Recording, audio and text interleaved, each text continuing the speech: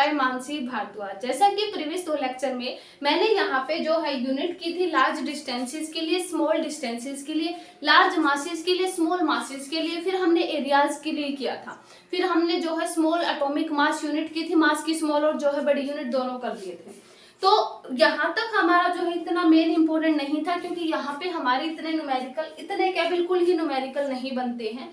ये बिल्कुल हमने जो है बेसिक नॉलेज के लिए करवाई थी, क्योंकि यहाँ से यूनिट शुरू हो रही थी तो उसको उठाना जरूरी था। तो आज के वीडियो लेक्चर में हम शुरू करेंगे that is unit and dimensions. ये जो है हमारी पूरी फिजिक्स जहाँ से शुरू होती है उसका हम इनिशियल पॉइंट मान सकते हैं, यानी हमारी फिजिक्स यहाँ से शुरू हो जाती है। और क्योंकि यहाँ से हमारे यूनिट एंड डायमेंशन से न्यूमेरिकल बनने शुरू हो जाते हैं, और यहाँ से जो न्यूमेरिकल आते हैं बिल्कुल इजी आते हैं, है ना। तो सबसे पहले हम देखेंगे यूनिट एंड डायमेंशंस। अब सबसे पहले हमारे पास यूनिट एंड डायमेंशंस में हमें पता है लेंथ आती है। लेंथ का हमें बिल्कुल बेसिक है, बिल्कुल पता होता है, इसको हम मीटर में देखते हैं और इसके डायमेंशंस एल। बेसिकली जो हम डायमेंशंस लिखेंगे ये हम कैसे लिखेंगे, मास, डिस्टेंस एंड टाइम। ठीक है, ये हमारा मास होगा, ये डिस्टेंस होगा, ये टाइम होगा, इसमें हम डायमेंशंस को देखेंगे। ठीक है, तो यहाँ पे सबसे पहले हमने देखा कि लेंथ होता है, तो यहाँ पे आ जाएगा सिंपल एल। उसके बाद आता है हमारा सेकंड में that is area. Area previous lecture में बता चुकी हूँ, एरिया हमारे पास इसकी यूनिट आती है मीटर स्क्वायर। क्लियर। और इसमें इसको हम मेजर जो डायमेंशंस हमारे इसके आते हैं एरिया के दैट इज m0, क्योंकि मास इसमें होता नहीं है, m0 और एरिया l स्क्वायर और t0। जिसकी पावर नहीं होगी उसकी पावर हम 0 रखेंगे और जिसकी पावर होगी उसकी पावर हम लिख देंगे। तो यहाँ पे एरिया की पावर थी तो यहाँ पे l स्क्वायर लिख दिया, क्योंकि हमें पता है area distance into length into breadth होता है ना। तो लेंथ इंटू ब्रेड्थ हो गया m0, l2 एंड t-2। उसके बाद आता है हमारा थर्ड दैट इज वेलोसिटी या फिर स्पीड मान लेते हैं। वैसे हमारे पास वेलोसिटी और स्पीड वैसे डेफिनेशन में अलग होती हैं, लेकिन इनकी यूनिट इक्वल, मतलब बिल्कुल इक्वल होती है और इनके डायमेंशंस भी सेम होते हैं। यानी हमारे पास as we know very well, velocity हमारी डिस्प्लेसमेंट बाय टाइम होती है और स्पीड हमारा डिस्टेंस बाय टाइम होता है। तो इनमें मेनली डिफरेंस है, आप बिल्कुल ध्यान रखिएगा, लेकिन इनकी यूनिट और डायमेंशन सेम होते हैं। यूनिट और डायमेंशन हमें पता है, velocity is the distance by time, displacement by time या फिर डिस्टेंस, क्योंकि हमें यहाँ पे इनकी यूनिट और डायमेंशंस लिखनी है तो हम किसी भी एक को कंसिडर कर सकते हैं। तो डिस्टेंस बाय टाइम हम यहाँ पे कंसिडर करेंगे। डिस्टेंस हमारी अभी अभी मैंने देखा कि हमारे पास एल आती है, ठीक है, और टाइम हमारा आ गया एल, तो यहाँ पे आ जाएगा LT-1 और इसी से हम यूनिट लिख सकते हैं दैट इज मीटर पर सेकेंड। देखो डिस्टेंस को हम मीटर में मेजर करते हैं और टाइम को हम सेकेंड में मेजर करते हैं। ठीक है, तो यहाँ पे आ जाएगा ms-1।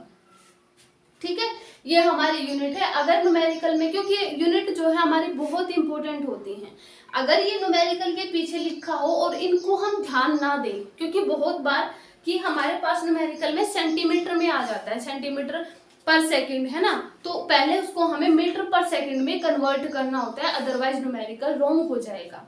तो बेसिकली हम यूनिट का ध्यान रखेंगे क्योंकि बहुत इंपॉर्टेंट है। तो यहाँ पे वेलोसिटी हमारी आ जाएगी मीटर पर सेकंड। ठीक है, और इसके डायमेंशंस हमारे होते हैं लेंथ टाइम इनवर्स। क्लियर। अब देखो उसके बाद हमारी फोर्थ आती है दैट इज डेंसिटी।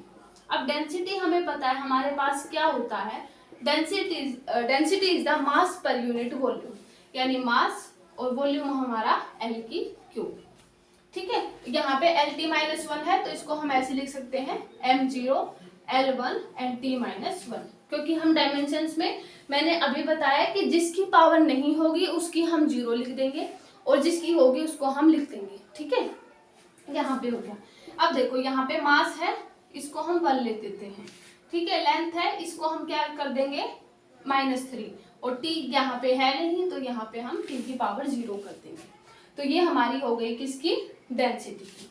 उसके बाद अगर इसको हम देखें तो ये हमारा kg पर वॉल्यूम की हमारे पास क्या होती है, दैट इज मीटर क्यूब। ठीक है, तो अगर हमारे पास kg अगर इस तरीके से लिखा मिले तो हम बिल्कुल ध्यान रखेंगे कि ये हमारी डेंसिटी की यूनिट होती है केजी पर मीटर क्यूब, क्योंकि हमारे पास वॉल्यूम में हमारे मीटर क्यूब आ जाते हैं। उसके बाद हमारा आता है फोर्थ, दैट इज एक्सेलरेशन। अब देखो एक्सेलरेशन हमें पता है that is change in velocity by time, ठीक है, यानी dv बाई dt हम इसको लिखते हैं।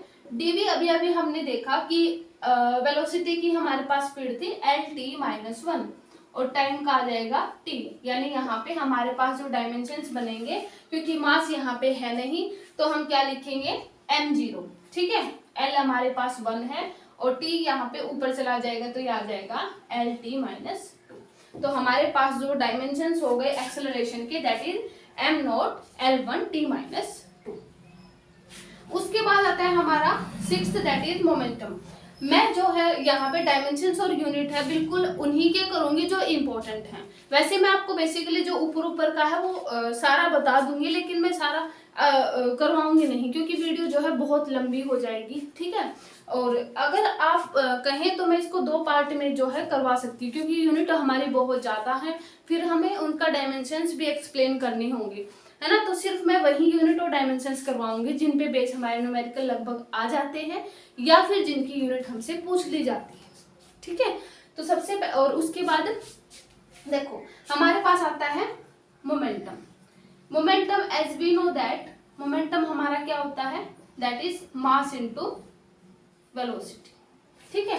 P is equal to mv होता है। तो यहाँ पे हमारे पास मास है, ये आ जाएगा m1। वेलोसिटी की अभी अभी हमने देखा कि वेलोसिटी की होती है lt-1। तो यहाँ पे इसके जो डायमेंशंस आएंगे that is m1 l1 t-1, ठीक है। ये हमारा मोमेंटम आ गया। और अगर इसकी हम यूनिट देखो एक्सेलरेशन की हमारी यूनिट यहाँ पे आ जाएगी, वेलोसिटी है तो ये आ जाएगा मीटर, और ये वेलोसिटी बाय टाइम तो ये आ जाएगा मीटर पर सेकंड इनवर्स।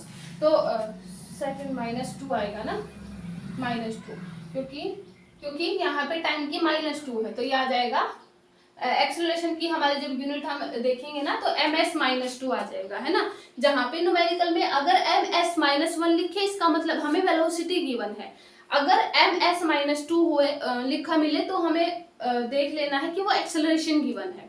तो बेसिकली इन यूनिट का हम बिल्कुल ध्यान रखेंगे क्योंकि इन पे बेस हमारे न्यूमेरिकल बहुत बार गलत हो जाते हैं, क्योंकि हम इनको कन्वर्ट हम समझ नहीं पाते कि किसकी यूनिट है और हम बिना कन्वर्ट करे डायरेक्टली न्यूमेरिकल सॉल्व कर देते हैं, जिससे डेफिनेटली हमारा आंसर तो रॉन्ग हो जाएगा, ठीक है। तो यहाँ से देखो हमारा lt-1 आ जाएगा। और अगर हम मोमेंटम देखें तो ये हमारे पास मास है तो इसको हम केजी लिख लेंगे, और वेलोसिटी है सेकंड इनवर्स, है ना, क्योंकि वेलोसिटी है। तो मोमेंटम का हमारे पास क्या हो जाएगा kg ms-1, यानी अगर हमारे पास यहाँ पे ये वाली यूनिट गिवन हो तो हमें पता चल जाना चाहिए कि हमारा मोमेंटम है।